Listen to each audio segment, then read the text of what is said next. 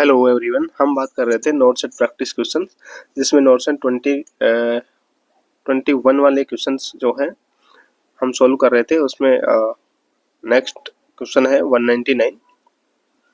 A client with very dry mouth, skin and mucous membrane is diagnosed with dehydration. Which intervention should the nurse perform when caring for a client diagnosed with fluid volume deficit? Question है कि fluid volume deficit वाले patient के अंदर nurse क्या perform करेगी, कौन सा intervention जो है परफॉर्म करेगी। तो ऑप्शन ए है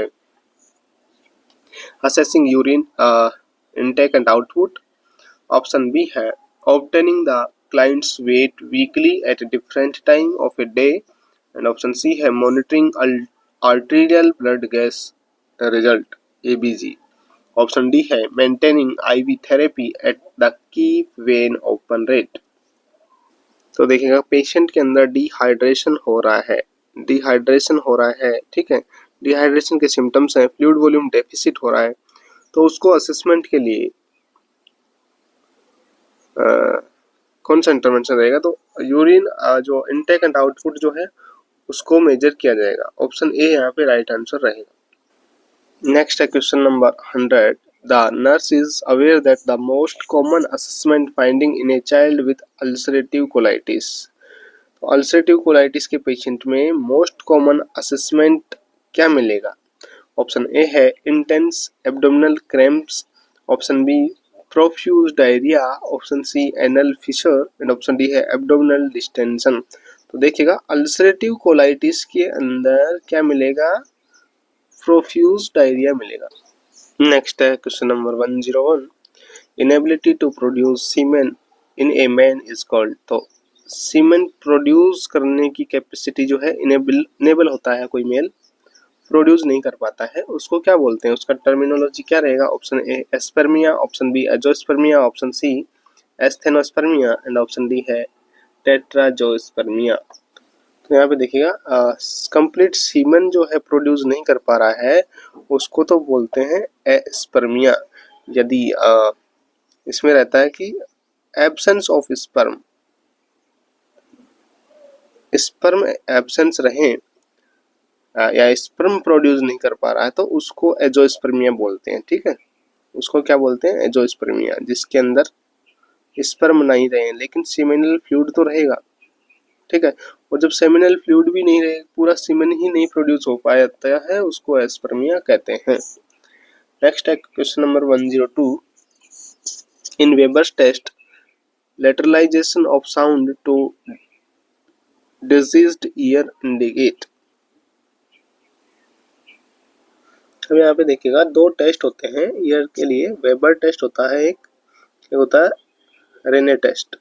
वेबर टेस्ट जो होता है इसके अंदर कंडक्टिव हियरिंग जो इसके लिए किया जाता है, यानी कि इस पे जो टोनिक फोक है उसको वाइब्रेट करके आपकी स्कल है उस फोरहेड पे यहाँ पे रखा जाता है। जबकि एयर कंडक्शन के लिए जो है रेने टेस्ट किया जाता है, इसके अंदर टोनिक फोक को वाइब्रेट करके कान के पास रखा जाता है, ठीक है।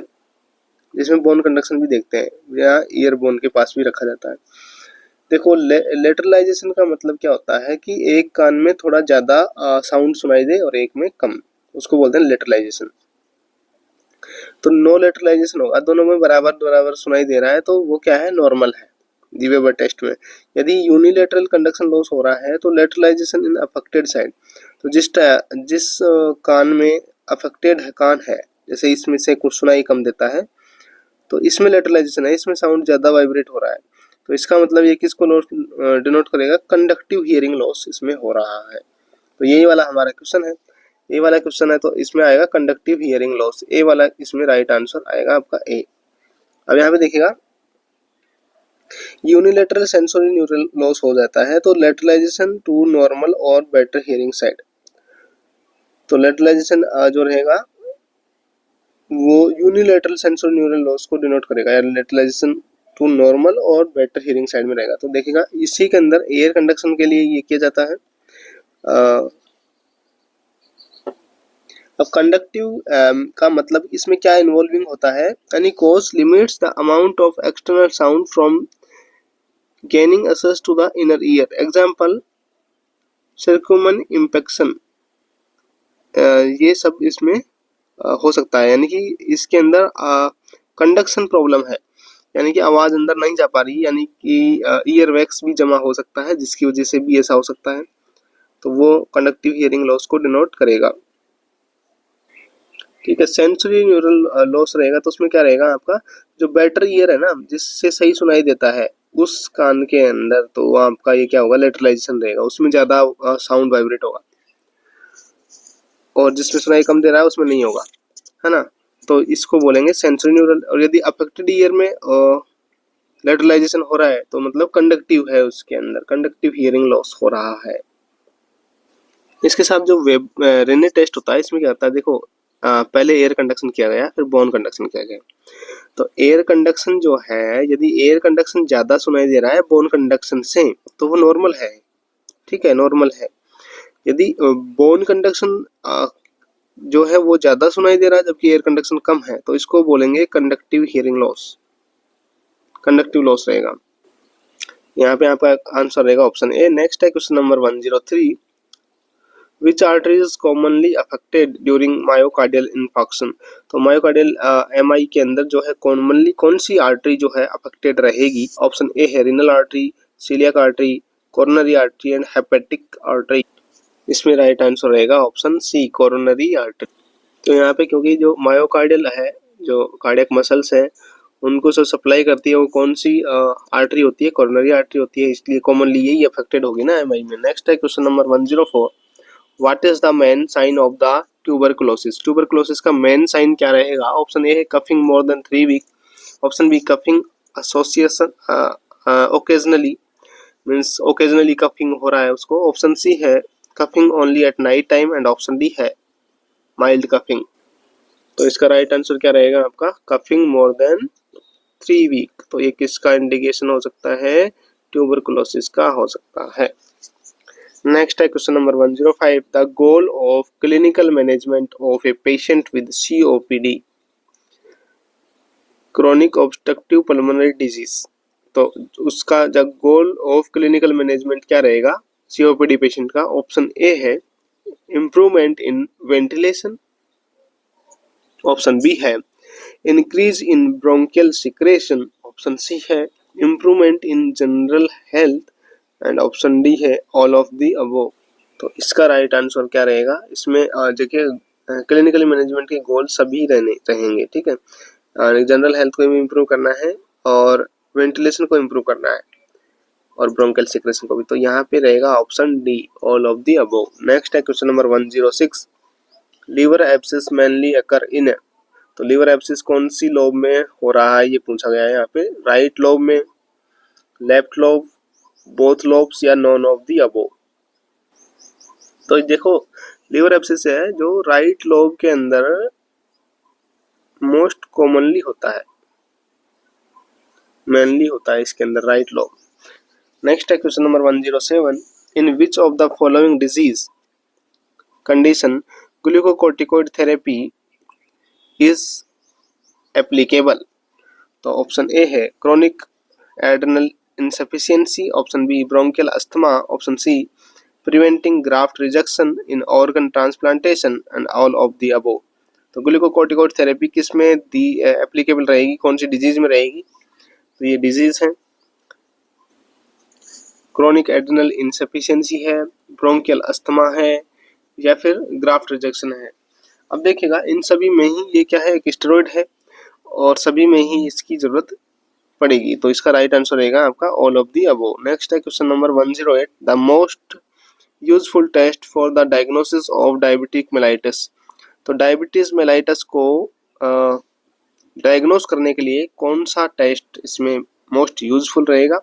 Urine glucose level, option A है, ऑप्शन बी है ESR erythrocyte sedimentation rate, option C है glucose tolerance test, and option D है कीटोन बॉडीज लेवल। तो यहाँ पे देखिएगा सबसे बेस्ट कौन सा रहेगा, मोस्ट यूजफुल रहेगा आपका ग्लूकोज टॉलरेंस टेस्ट।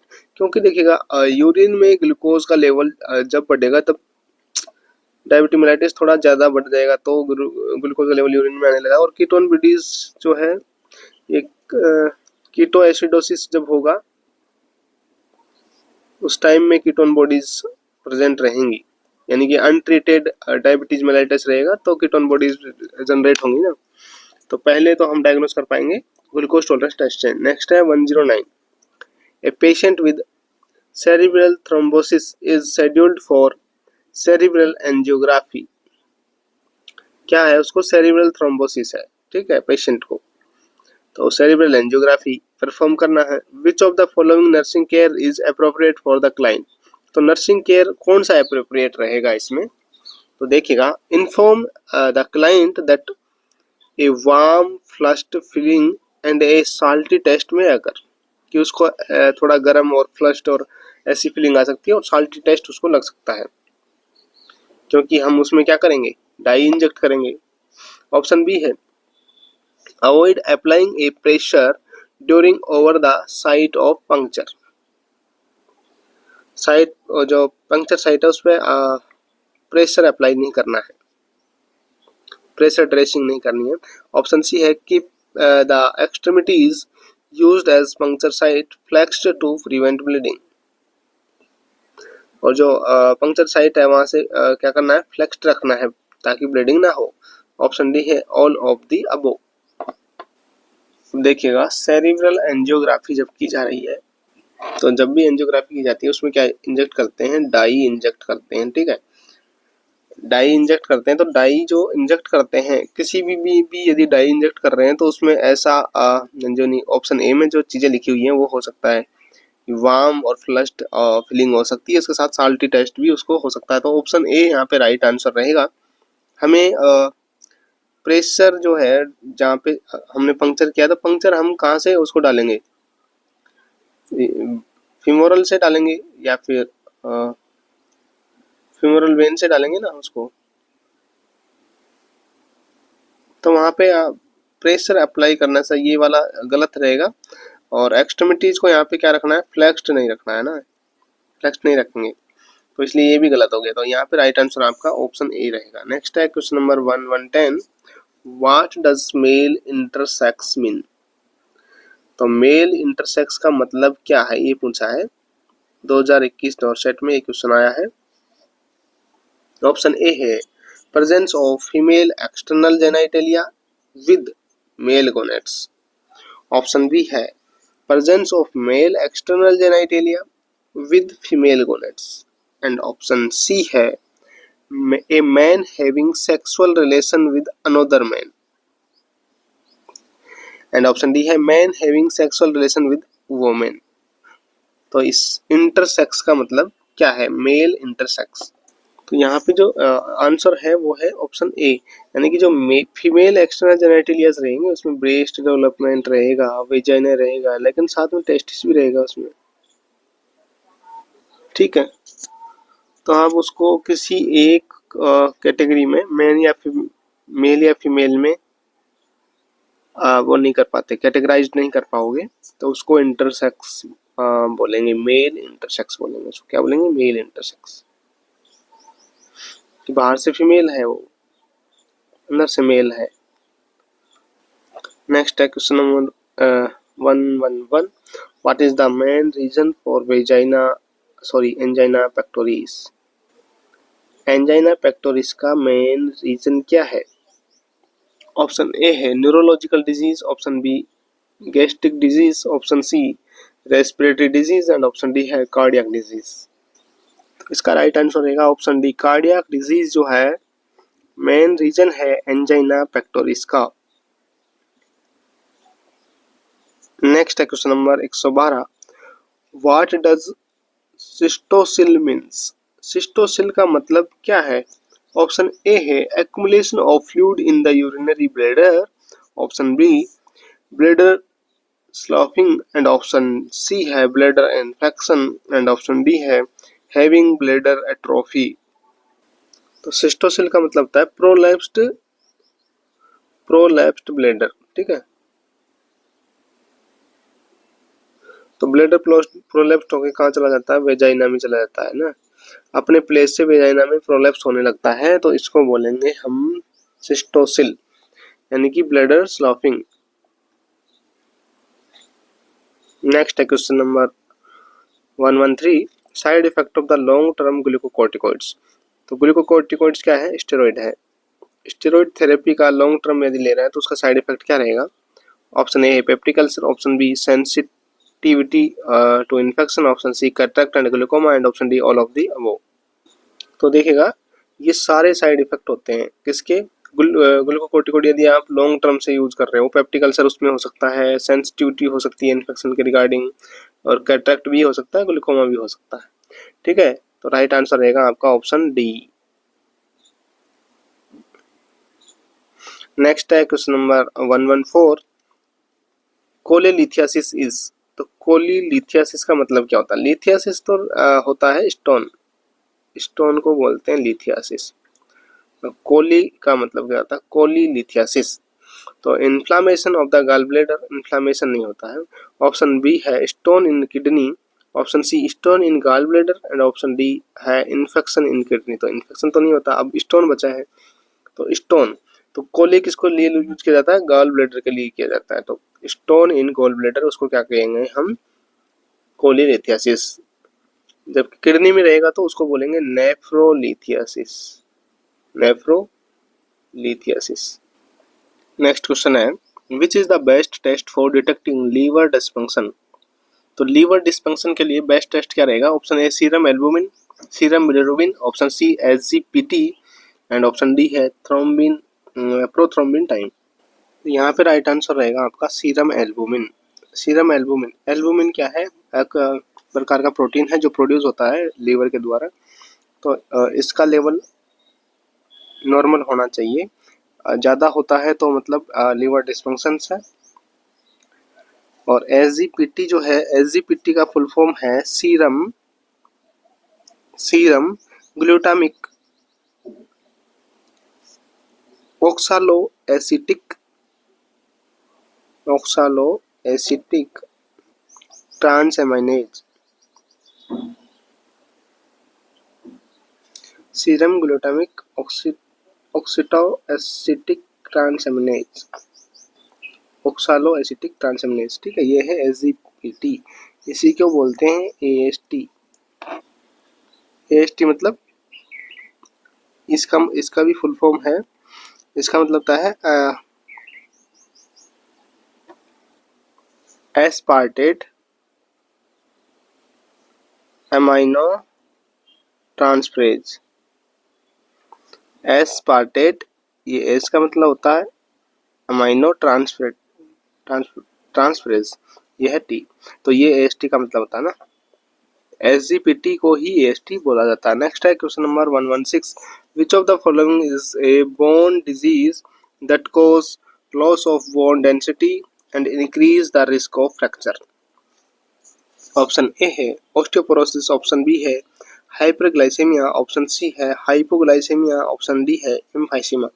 तो देखिएगा ये बोन डिजीज है क्या? एम्फाइसीमा ये भी बोन डिजीज नहीं है, ये भी बोन डिजीज नहीं है, ये भी बोन डिजीज नहीं है। ऑस्टियोपोरोसिस ही बोन डिजीज है जिसके अंदर क्या होती है? बोन डेंसिटी क्या हो जाती है? कम हो जाती है। तो यही राइट आंसर है, ऑप्शन ए। नेक्स्ट है क्वेश्चन नंबर 117, इन डिस्पेप्सिया, इनकी डिस्पेप्सिया का मतलब क्या होता है? Option A small amount of the acid secreted in the stomach, option B acid is secreted in excess in the stomach, option C है no relation to acid secretion in stomach, option D none of the above। अब यहाँ पे देखिएगा dyspepsia का meaning तो सभी को पता है, इसका मतलब होता है इंडाइजेशन। लेकिन पूछा है कि इसके अंदर क्या होता है, यानी कि एसिड का सिक्रेशन जो है कम होता है या फिर ज़्यादा होता है, या फिर एसिड सिक्रेशन से इसका कोई लेना देना नहीं है। तो इसमें राइट आंसर यही है कि एसिड सिक्रेशन कितना हो रहा है कितना नहीं हो रहा है, ये इनका कोई रिलेशन नहीं होता इसमें। तो यही ऑप्शन सही है इसमें। ठीक है, तो कौन सा पॉइंट सही है ये पूछा गया था, तो ऑप्शन सी यहाँ पे सही रहेगा। नेक्स्ट है question number 118, the reason why lipstick and nail polish is removed before surgery. अब बताइए जब सर्जरी करवा रहे हैं उससे पहले लिपस्टिक क्यों हटवाया जा रहा है और नेल पॉलिश क्यों हटाया जा रहा है? उनकी क्या जरूरत है? ऑप्शन ए है सर्जरी बिकम इजियर, इससे सर्जरी अच्छी होगी। ऑप्शन बी है सर्जरी बिकम मोर सक्सेसफुल, कि सर्जरी बहुत सक्सेसफुल रहेगी इससे। ऑप्शन सी है psychological benefits to the patient, इससे साइकोलॉजिकल बेनिफिट मिलेगा पेशेंट को। या फिर ऑप्शन डी है साइनोसिस इज चेक्ड, कि साइनोसिस को चेक किया जाएगा इससे। अब देखिएगा लिपस्टिक लिप्स पे लगाई जाती है और नेल पॉलिश नेल्स पे लगाई जाती है। तो हमें साइनोसिस चेक करने के लिए सबसे पहले जो ब्लूइश डिस्कलरेशन है वो कहाँ पे देखेंगे, नेल पे, पेरिफेरल परफ्यूजन के लिए, ठीक है, और लिप्स पे। यदि लिप्स पे लिपस्टिक रहेगी तो हम जो ब्लूइश हो रहा है यानी कि जो साइनोसिस हो रहा है उसको मतलब असेस नहीं कर पाएंगे। और नेल पे नेल पॉलिश रहेगा तो भी हम उस कलर को आइडेंटिफाई नहीं कर पाएंगे कि ब्लूइश डिस्कलरेशन हो रहा है कि नहीं हो रहा नेल का। तो इसीलिए नेल पॉलिश एंड लिपस्टिक हटाई जाती हैं, ठीक है। किस लिए हटाई जाती हैं, साइनोसिस को चेक करने के लिए, ठीक है। ऑप्शन डी यहाँ पे राइट आंसर है। नेक्स्ट है question number 119, glucocorticoid therapy should not be stopped suddenly because, glucocorticoid therapy अचानक क्यों बंद नहीं करनी चाहिए। Sudden discontinue may result in serious mental disorder. Option B sudden discontinue may cause allergic reaction and infection. Option C है sudden discontinue may cause severe adrenal insufficiency and option D है none of the above. तो ये क्या करेगा, adrenal insufficiency करेगा। अचानक से बंद करेंगे तो सीवियर एड्रिनल इनसफिशिएंसी कॉज कर सकता है। तो इसलिए राइट आंसर क्या रहेगा आपका, ऑप्शन सी।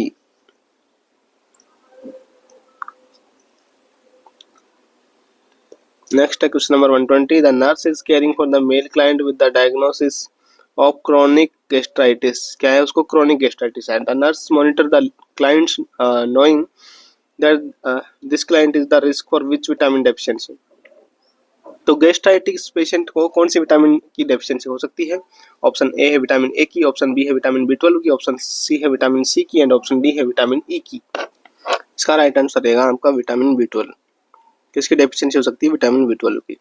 नेक्स्ट है question number 121, Reynolds disease is a. तो रेनॉल्ड्स डिजीज जो है वो क्या है, नर्वस सिस्टम की डिजीज है, डाइजेस्टिव सिस्टम की है, हार्ट सर्कुलेटरी की है या रेस्पिरेटरी सिस्टम की है। तो किसकी है ये, circulatory disease, heart circulatory. Option C रहेगा इसका राइट आंसर। तो इस डिजीज में क्या होता है, रेनॉल्ड डिजीज में जो ब्लड वेसल्स आती हैं वो क्या हो जाती है, नैरो हो जाती हैं। किसकी वजह से, या तो टेम्परेचर, कोल्ड टेम्परेचर की वजह से या फिर स्ट्रेस की वजह से। जो हैंड एंड फिट की जो है एक्सट्रीमिटीज जो हैं, अपर एंड लोअर एक्सट्रीमिटीज हैं, उनकी जो ब्लड वेसल्स हैं वो नैरो हो जाती हैं इसके अंदर। तो ये क्या हो जाती है, ब्लड सप्लाई कम हो जाती है। नेक्स्ट है question number 122, the immunoglobulin that is found in breast milk. देखिए पहले भी क्वेश्चन आ गया है, कई बार आ चुका है ये क्वेश्चन कि सिक्रेशंस में ब्रेस्ट मिल्क क्या है, सिक्रेशन। तो सिक्रेशन में कौन सा इम्यूनोग्लोबिन प्रेजेंट है, ऑप्शन डी इम्यूनोग्लोबिन ए। इम्यूनोग्लोबिन ए क्या है, सिक्रेशंस में प्रेजेंट होता है। जी क्या होता है, प्लासेंटा से होता है, ठीक है। एम सबसे बड़ा होता है, एम क्या होता है, सबसे बड़ी इम्यूनोग्लोबुलिन होती है। नेक्स्ट है question number 123, the trauma caused during myocardial infection and dysrhythmia is. Myocardial infection and dysrhythmia में ट्रॉमा कॉज्ड, तो ऑप्शन ए है cardiogenic trauma, hypovolemic trauma, neurogenic trauma and septic trauma. तो कौन सा ट्रॉमा इसमें हो सकता है, किसके अंदर, उसके पेशेंट को क्या है, मायोकार्डियल इन्फेक्शन है एंड डिसर्दमिया है। तो इसको क्या कौन सा हो सकता है, कार्डियोजेनिक, क्योंकि ये कार्डियो से जनरेट हो रहा है तो कार्डियोजेनिक इसको बोलेंगे, ठीक है। इसका राइट आंसर रहेगा आपका ऑप्शन ए। 124 देखिएगा, the volume of urine in oliguria is. तो ओलिगो मतलब रहता है कम, तो ओलिगोयूरिया में यूरिन आउटपुट कितने से कम रहना चाहिए, लेस देन 400 ml, 400 ml से कम है तो उसको क्या बोलेंगे हम, ओलिगोयूरिया बोलेंगे। नेक्स्ट है question number 125, T tube drainage is used after which surgery. तो टी ट्यूब जो है, टी ट्यूब ड्रेनेज कौन सी सर्जरी के बाद यूज किया जाता है, लोबेक्टोमी, बिलोर्थ, कोलेस्टेक्टोमी या फिर इलियोस्टोमी। तो कोलेसिस्टेक्टोमी के बाद किया जाता है ड्रेन के लिए कौन सा, T tube drainage, option C यहाँ पे रहेगा। नेक्स्ट है the cause of pneumonia in AIDS patient is. तो न्यूमोनिया वाले का कॉज क्या रहेगा एड्स पेशेंट के अंदर, स्टेफाइलोकोकस, ऑप्शन बी है streptococcus, option C pneumocystis carinii and option D है माइकोप्लाज्मा। तो इसका राइट आंसर रहेगा आपका न्यूमोसिस्टिक कोरनी। नेक्स्ट है question number 127, presence of sugar in urine. तो उसको क्या कहेंगे, शुगर किस में प्रेजेंट है, यूरिन में, तो उसको क्या कहेंगे, ओलिगोयूरिया, ग्लाइकोसूरिया, हेमेचूरिया या फिर पायूरिया। तो उसको बोलते हैं ग्लूकोज है इन यूरिन, तो ग्लूकोयूरिया, ग्लूकोज यूरिया, ठीक है, या फिर ग्लूकोसूरिया, ऑप्शन बी यहाँ पे राइट आंसर रहेगा। ओलिगोयूरिया हमने देखा ही कि 400 ml से क्या हो, कम, ठीक है, लेस देन 400 ml से यूरिन आउटपुट हो तो उसको बोलते हैं haematuria, him in urine, him मतलब ब्लड इन यूरिन, जब ब्लड आ रहा है तो हेमेचूरिया बोलेंगे। पायूरिया मतलब पस इन यूरिन, से पायूरिया बोलेंगे। नेक्स्ट है question number 128, what is the drugs of choice for the thalassemia. Thalassemia के लिए ड्रग ऑफ चॉइस क्या रहेगी, ऑप्शन ए है vincristine, vinblastine, Dilantin and option D है डिफेरोक्सामाइन। तो इसका राइट आंसर रहेगा डिफेरोक्सामाइन, ये क्या है, ड्रग ऑफ चॉइस है थैलेसीमिया में। नेक्स्ट है question number 129, cancer found in the connective tissue. Connective tissue में कैंसर हो जाता है उसको क्या बोलते हैं, option A carcinoma, option B sarcoma, option C leukemia, option D है मेटास्टेसिस। इसका राइट आंसर रहेगा आपका सार्कोमा। और कार्सिनोमा का मतलब क्या होता है, cancer in epithelial, epithelial tissue में होता है तो उसको कार्सिनोमा बोलते हैं। और मेटास्टेसिस का मतलब होता है यानी कि स्प्रेड हो रहा है कैंसर, क्या होता है, स्प्रेड हो रहा है, पहले हुआ था वहां से दूसरे स्थान पे चला गया है। और ल्यूकेमिया क्या होता है, ब्लड कैंसर का टाइप है, यानी कि ब्लड फॉर्मिंग टिश्यू जो है उसके अंदर कैंसर हो जाता है, उसको ल्यूकेमिया बोलते हैं। नेक्स्ट है question number 130, select the correct statement regarding the specific disorder of muscular and skeletal system. तो इसके रिगार्डिंग कोई करेक्ट स्टेटमेंट देना है। ऑप्शन ए है osteoporosis, decrease in bone mass and higher chances of fracture with advancing age. तो ये osteoporosis के बारे में है, ये सही है कि नहीं है। ऑप्शन बी है myasthenia gravis is an autoimmune disorder characterized by inflammation of the joints. Option C है gout, inflammation of joint due to extra deposition of the calcium. Option D है age related shortening of muscles. तो musculoskeletal system के बारे में कौन सा कथन इनमें से सही है। अब यहाँ पे देखिएगा माइस्थेनिया ग्रेविस में ये दे रखा है तो ये जॉइंट्स का तो नहीं है ना, myasthenia gravis inflammation of joints का नहीं है तो गलत हो गया ये। गाउट में कैल्शियम का डिपोजिशन नहीं होता है तो ये भी गलत हो गया है, ठीक है। और एज रिलेटेड शॉर्टनिंग नहीं होती है मसल्स की, ये भी गलत हो गया। अब आपके देखो 3 पॉइंट गलत हो गए तो सही क्या बचा है आपका, ये ऑप्शन ए ऑस्टियोपोरोसिस में क्या होता है, bone mass and higher chances रहते हैं फ्रैक्चर के। Thank you for watching the video. Next हम जल्दी अपलोड करेंगे, चैनल को लाइक एंड सब्सक्राइब कीजिएगा।